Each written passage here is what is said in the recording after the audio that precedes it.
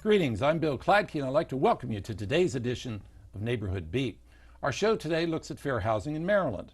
Our guests are Rob Strupp, who's the Executive Director of Baltimore Neighborhoods, and Nokomis Johns, who's Senior Tenant Landlord Counselor for Baltimore Neighborhoods. First of all, Rob, could you please tell us what the mission of Baltimore Neighborhoods is, please? Thank you for having us, by the way, Bill. BNI's mission is justice in housing, and we carry out our mission through two core programs, fair housing and tenant landlord program. Great. Advice. Okay, thank you, thank you. And Nokomis, what do you do for Baltimore Neighborhoods? I'm a senior tenant landlord counselor, so I supervise the tenant landlord program, which includes the tenant landlord hotline. Great, thank you, thank you. Rob, let's talk more about Baltimore Neighborhoods. Baltimore Neighborhoods has been around for a long time. Yes, it has. Actually, BNI was founded in 1959, so it was a full decade before the passage of the Fair Housing Act in 1968. And initially, its vision was to promote desegregation of Baltimore. In fact, one of its founders was James Rouse, who, of course, we all know as being one of the developers of the Harbor Place in Columbia, Maryland. And his vision was to allow people to live where they choose to live. Yeah, and that is still a partial reality 60 years later. That's right. We still struggle with opportunity and choice for all people to live where they want to, and affordable housing is part of fair housing very much because people are struggling to be able to live where the good schools are, where the jobs are, where the transportation is, and we look to help with that. Yeah, that's great. And I guess tenant landlord counseling is very definitely a part of that, Nokomis. Yes, it is. It's definitely a major part of the fair housing and making sure that people have a fair choice in where they want to live. What does tenant landlord counseling involve? Basically, what happens is when people call into our hotline at BNI, they call with a question. Normally that could be about failure to pay rent. You know, maybe they got a notice in the mail about having to go to court about a rent issue. Or it could be that the landlord failed to turn their security deposit after the end of the tenancy. Different legal questions are what we can answer. The counselors are thoroughly trained on the laws, and we're not attorneys, but we can answer questions about the law. How can somebody get in touch with you folks? They can call our 800 number. It's 1-800-487-6007. We're open 9 to 5, Monday through Friday. Okay, great, great. Thank you, thank you. And for Baltimore Neighborhoods, how can someone get in touch with, learn more about BNI? Well, they can contact us at 243-4468. That's 410, of course. Also, our website is www.bni-maryland.org. Great, great. Let's talk about your various services, because I know Baltimore Neighborhoods, or BNI, as I guess most people refer to it, is involved in a lot of different things. We really are. Housing justice is broad these days, and we, in addition to our tenant landlord program that Nokomis has described, our fair housing program conducts education and outreach. We receive complaints from people who believe they may have been discriminated against or just want to know if perhaps something that's happened to them was discriminatory, and we can provide information on that. We produce and provide to the courts and other government agencies free of charge tenant landlord guides of the laws, both state laws and local laws, and we also sell that along with other documents like leases, for example, and they're very nominal charge, but we're a nonprofit, and so fundraising is important. Right, right, and you folks are the experts. I tell folks that I refer a lot of folks your way, and your various guides and information they're basically it. Well, thank you for that. And of course, one of the challenges is that while we see and think of discrimination and in the traditional sense of the protected classes, the federal protected classes, today not only do the means of discrimination have evolved, but the actual classes, protected classes, is changing too. We see a lot of scams that target the elderly, which is a protected class in some of the local jurisdictions. We see scams in the sense that certain companies are sprouting up ostensibly to help landlords and tenants find decent housing and decent decent landlords and decent tenants, and yet they do so in such a way that they're actually scamming somebody out of their money, and so that's all part of what we do as well. Oh, what a shame! What a shame. As long as we're on the subject of scams, could you, for the benefit of our viewers, give us some ideas of what scams they should watch out for? Well, they crop up so quickly it's almost like whack-a-mole, because if you can go after somebody for one thing and they'll sprout up somewhere else. But a couple of things that I've just seen recently in the way of rental scams were third parties that would rent apartments for a huge fee for somebody with bad credit, and then they would be the landlord essentially, but rent the apartment from an apartment owner. The name of the actual occupant is not on the lease, which poses a lot of problems. And then another area of scam we've seen has to do with companies that are coming up that are saying they're going to help landlords find decent tenants, but they're conditioning the tenancies on unreasonable grounds of income requirements and other things like that. Oh, what a shame! What a shame! I guess you hear some of that stuff too, Nokomis. Right? Yes, we do. Then we also hear, particularly when it comes to foreclosure, sometimes there are different people who come about claiming that they're the owner of the property, misleading some tenants, and causing a lot of frustration and thinking that they are going to be evicted immediately. Different things like that. What are some warning signs, Nokomis, for things like that? Do you know? Possible warning signs for thinking you're possibly going to be scammed is if you get a notice that says that you're about to be evicted, and it's a foreclosure process. If that process is just started, then that's not true. Tenants have rights to possibly remain in the property for at least an additional 90 days, or maybe even have their lease fulfilled. Great, thanks. And I guess you would advise folks to contact BNI if they have any questions about this. Yes, we can inform them of the process and help them find out where they are in the particular foreclosure process in their property. Yeah, because folks do have rights. Yes, they do. And folks should learn their rights from somebody else other than from somebody who tends to or can benefit from that, huh? Right, so that they're not going to the landlord or the property manager to find out what their rights are because they're looking out for their interests. They should know, what's really going on with the situation. Yeah, I guess that's a good thing I tell folks anyway is try to figure out who can benefit from your situation and then don't ask them what your rights are because there might be a possibility they might be a little biased. Right. It's really better to call us and ask the question than it is to find yourself having been victimized or treated unfairly in some way. We can hopefully try and prevent that. Yeah. But I guess there's other things that in fair housing that it's tough to prevent, that are really structural problems in fair housing, and that's, I know Baltimore Neighborhoods is involved and has been involved for a number of years in trying to work on some of those, and you have too, in your various guises over the years. Well, thank you, yes. I mean, we are very concerned again about the lack of affordable housing, which essentially prevents people from relocating. And the term that's used for that, of course, is mobility, and the ability for somebody who lives in the city to move to one of the counties or to live near a transportation line, or something along those lines, because housing tends to be very expensive where those conveniences exist. So we're looking to promote more affordable housing, which would create more diverse communities. Yes, indeed. But it's tough to do that. Well, it took centuries to create the problem that we're in, so we recognize it's going to take time to make the necessary repairs. Yeah. But we have to be focused on making those repairs, and so far I think while we're making advances, we aren't all on the same page. Yeah, the issue of affordable housing is something that seems to be something that a lot of people say we need more of, but how can we get that done?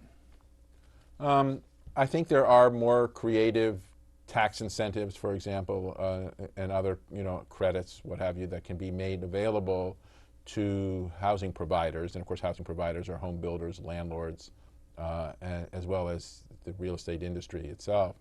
But more incentives to provide more mixed use and mixed price development and housing would make communities more diverse, more sustainable, and everybody would have a chance to live there.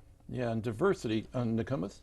Oh, and yes, and also one thing that we do in the tenant landlord program is also outreach, going to speak to more community groups and helping people get informed of their rights. Sometimes when the smaller people can put more pressure on the system, that can help effectively make a lot of change when people know their rights. And also maybe even working with code enforcement and making sure that low-income housing is properly code enforced, as well as, you know, upper income housing, and making sure that the system is just being fair and equal to all income levels. Affordable housing has to be habitable housing too. Yes. So Right, it's not just a right. question of when you can live in this property if it's a dump. You know, we don't want that. Yeah, I mean, affordable housing really isn't good housing if it's not in good condition. Right. Yes. Yeah, yeah. The issue of mortgage lending discrimination has been in the news, and the whole mortgage dilemma has been something this country has been fighting now for a couple of years in an active way, but discrimination and bias makes it even worse, doesn't it? Well, that's right, and there have been study after study that have shown that the toxic mortgages, some of the really predatory loans that were out there, were targeted to protected class, to minorities, to Latinos, and so we're continuing to see the consequences of that in significant loss of home ownership rates, for example, in those groups versus white neighborhoods. And we're seeing that now or we're looking at how that is happening in the outcomes of some of these loan issues, some of the wrongful foreclosures that have taken place, for example. One of the problems has been that the lenders have not been forthcoming with where they have done whatever relief or provided whatever relief that they have given. And so I and BNI have been very vocal about trying to get more geographic and demographic information about the homeowners. And so if a homeowner believes that they may not have gotten satisfaction from their lender on the basis of discrimination, we would love to hear from them. Yeah, yeah, and the system needs to be transparent to protect everybody's rights. It does, and that's been a part of the problem, is that it hasn't been, and of course that I feel has been by design, and so we want to try and break that. Yeah, yeah. What can our viewers do to help? Well, again, if you feel that you or someone you know may have been the victim of some discrimination, whether it be in lending or in housing itself, let us know. There are some measures that are ongoing at the moment with regards to the mortgage lending part of this that we were just talking about. Congressman Cummings has introduced a bill which would require more reporting of geographic and demographic data. Some of the attorneys general around the country, not yet here in Maryland, but some of the attorneys general are looking at whether or not the settlement procedures have actually been followed to the letter, and that may give an opportunity for more information. So if you contact your congressman, if you contact the Attorney General's office, you may be able to persuade them to join the bandwagon on some of these issues. Great. I guess someone can find out more information by contacting you? Absolutely, 410-243-4468. Also, rstrupp at bni-maryland.org. Great, and that's on the website too? And that's on the website as well, yes. Great, great. Let's talk a little bit more, Nokomis, about the tenant-landlord counseling that you do, because I know that you've been involved for about a year at BNI, right? Actually, I've been there for almost 9.5 years, working Wow. to help tenants and landlords. We do support both sides and make sure that both are aware of what their rights and responsibilities are. And that's actually very unique, Bill, because we are impartial with regards to our advice on tenant-landlord issues. So a landlord calls and wants to know, whether they can do this or they can do that. We can give them that information just the same as we would give impartial advice. That's a great service. That is a wonderful service that I wish more jurisdictions were appreciative of. Thank you. We do too. Because I know you do that across the state. That's right, we do, and we receive now about 20,000 inquiries a year between our calls Wow. and our website, information requests throughout the state of Maryland for the tenant landlord services. That's great. Nokomis, in 9.5 years, you've seen trends in in complaints too, complaints and issues, huh? Yeah, our top complaints on the hotline probably range from the biggest is failure to pay rent. Landlords and tenants call about failure to pay rent. About over a third of our calls are landlords. We also get calls about security deposits, rent escrow, and proper notice. A lot of people don't understand that you have to give proper written notice to end a tenancy, which can vary by jurisdiction. Let's underline that. Yes. Yes, yes. That you have to give proper written notice to end a tenancy. Yes. And which means that if somebody tells you orally or any other way, And then you it don't doesn't have to- exist. Right. Legally, it doesn't exist. Exactly. Do you find that you get the certain times of the year you get more calls than others? That I have not noticed as much. We get our volume of calls will increase during the summer months when people tend to be renting more. More so the renter months, we don't get as many calls because people aren't moving as much, aren't moving around. They're looking to stay where they are. And I know that a certain amount of the calls you get are actually discrimination issues, huh? Yes, we do refer some of our calls to our fair housing department. To make sure that the caller is getting the best service that they need. So. Right. What kinds of discrimination issues are getting prevalent now, Rob? Well, our complaints are coming pretty much mirroring the Department of Housing and Urban Development fair housing complaints, in that we're seeing the lead be familial status, which means having children under the age of 18, disability, and then a race and national origin. So it used to be, of course, that race and national origin was the lead reason for somebody to feel that they've been discriminated against. But that's fallen a little bit down below the other two. Familial status, what kinds of...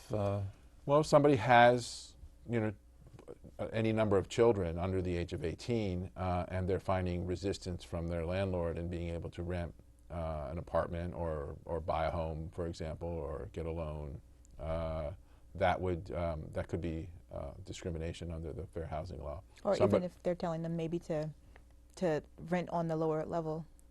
Right. It might be might not be a refusal to rent, but a steering to a particular location, the lower level. Sometimes it's we'll put you in the back of the complex, or something along those lines. And it might be that you have 3 children and you want to rent a 2-bedroom.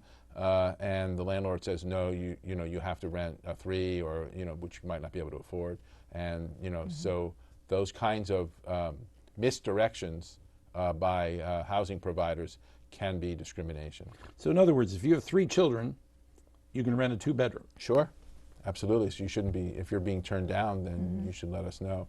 And the other issue with regards, it's important to note when we're talking about disability, is that if you have a medical need for a service animal, whether it be the traditional expectation, we're talking about a dog for seeing eye purposes or something like that, or it might be for some other reason, for emotional reasons or what have you.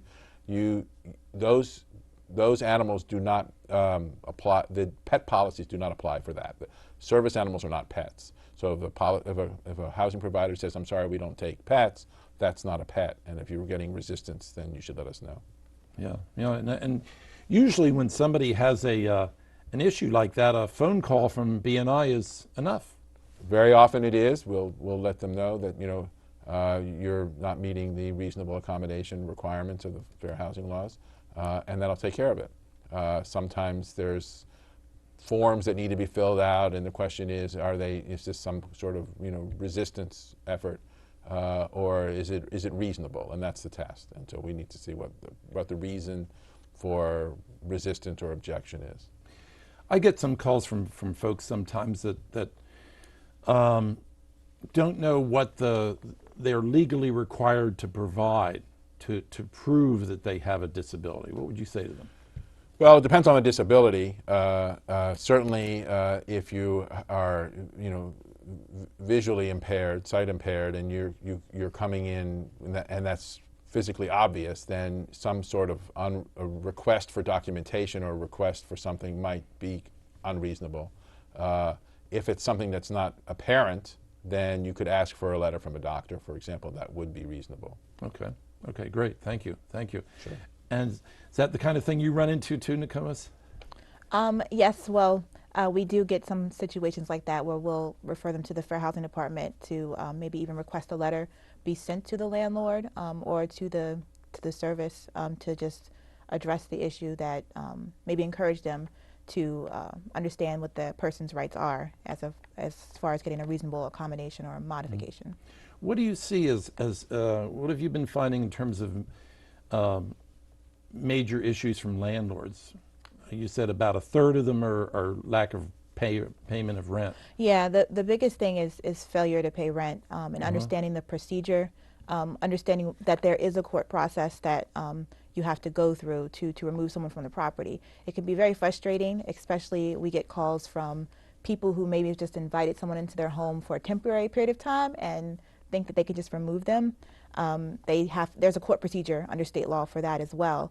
We actually So in an owner-occupied house, someone needs to go by those procedures too. Right, always. Right. And so even landlords sometimes misunderstand that they can just evict a tenant without a court procedure. And we recently went to Annapolis to support legislation. We actually had one of our callers support legislation for non-judicial evictions where her landlord locked her out of the property even though she had a right to a court process. She was in the process of moving during a hurricane and the landlord locked her out when she was trying to get her things and her really expensive items from her husband's business. So we do help support legislation as well, which is another way that citizens can be empowered by supporting legislative action to improve the laws. And that can be legislation at the state level, of course, in Annapolis, or even at the county council level. So we work with mayors and we work with the county councils around the country, around the state too. Yeah, I guess what I try to tell folks is they need to recognize that almost everything they do in this country is a legal act, and that it has implications.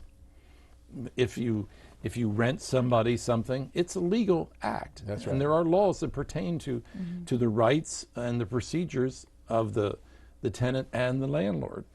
That's right. It's a give and take, and if you want to be in business, there are certain risks to being in business as well as the obvious benefits of choosing to be in that business. And you need to comply with the laws that regulate it. Yeah. Let's talk about, for the next, we've got about 3 minutes left. Let's talk about what needs to be done and how our viewers can help. Well, from a standpoint of fair housing enforcement, one of the things that BNI is constantly looking for are testers. One of the things that we do is we go around to housing providers, and again, that's not necessarily landlords or home builders. It could be other providers in the real estate industry, to test them, mystery shop them, if you will, to see if they are compliant. And we're always looking for testers throughout the state, so if anybody's interested in being trained to be a tester, we would love for them to contact us. And they contact you? Through the website, www.bni-maryland.org. They can call me at 410-243-4468 or email rstrupp@bni-maryland.org. And I know that you're very accommodating for people's schedules and all that? Absolutely. We can do this. This can be done during the evenings. It can be done on weekends. We definitely work with folks on that as well as on the training part of it. But certainly it's another opportunity for people to, it's volunteer, but I mean there's a stipend for cost, gasoline and things like that. Great, great. And I know in terms of legislatively, be nice to have source of income added.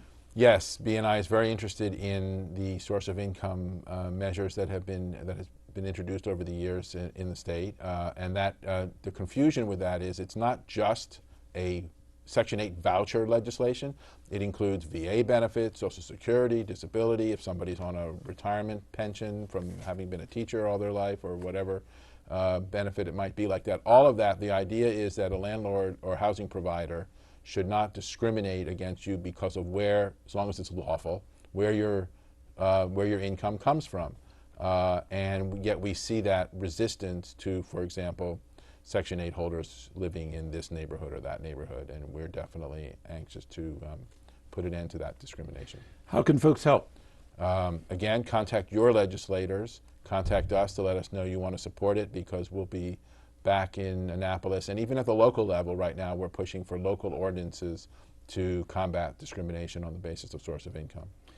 Yeah, source of income doesn't just mean Section 8, it also means VA, and it means That's right. It's, all of those other things, which is, and you see instances of that, right? Where landlords won't accept VA.